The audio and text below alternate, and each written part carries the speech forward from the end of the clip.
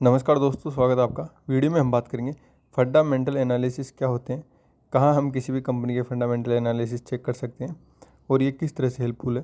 तो यदि आप कोई भी स्टॉक सेलेक्ट कर रहे हैं लॉन्ग टर्म के लिए या शॉर्ट टर्म के लिए, तो हम उसका एनालिसिस उसका ज़रूर करते हैं, क्योंकि ये बहुत ही इंपॉर्टेंट चीज़ है। और यदि आप देखोगे एनालिसिस में क्या क्या चीज़ें आती हैं, तो उस पर्टिकुलर कंपनी की पूरी डिटेल्स, कंपनी का मैनेजमेंट कैसा है, कंपनी का बिजनेस प्लान क्या है, क्या कंपनी में ग्रोथ होने की संभावनाएँ हैं, और उसके प्रोडक्ट कैसे हैं, प्रोडक्ट पे जो पब्लिक का रिव्यू है वो यहाँ पे कैसा है। ये सब सारी चीज़ें हैं जो काफ़ी इंपॉर्टेंट होती है किसी भी कंपनी के लिए। ये भी एक फंडामेंटल एनालिसिस का एक हिस्सा है।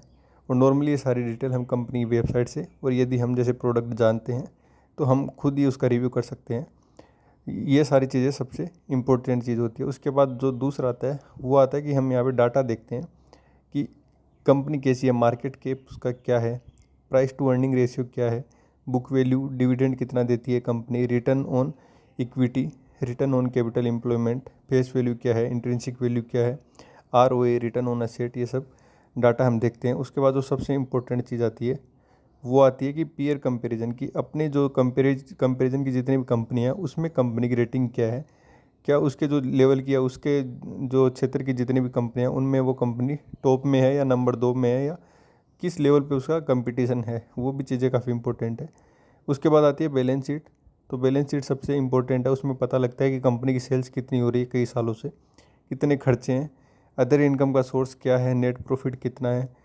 तो ये सारी चीज़ें भी एक फंडामेंटल एनालिसिस के अंडर आती है। उसके बाद आता है रिजर्व, की कंपनी के पास कितना कर्जा है, कितना बोरोइंग है यहाँ पे, और उसके अलावा कितना यहाँ पे रिजर्व है, कैश फ्लो रिच है या कंपनी कैश फ्लो कितना नेगेटिव है या पॉजिटिव।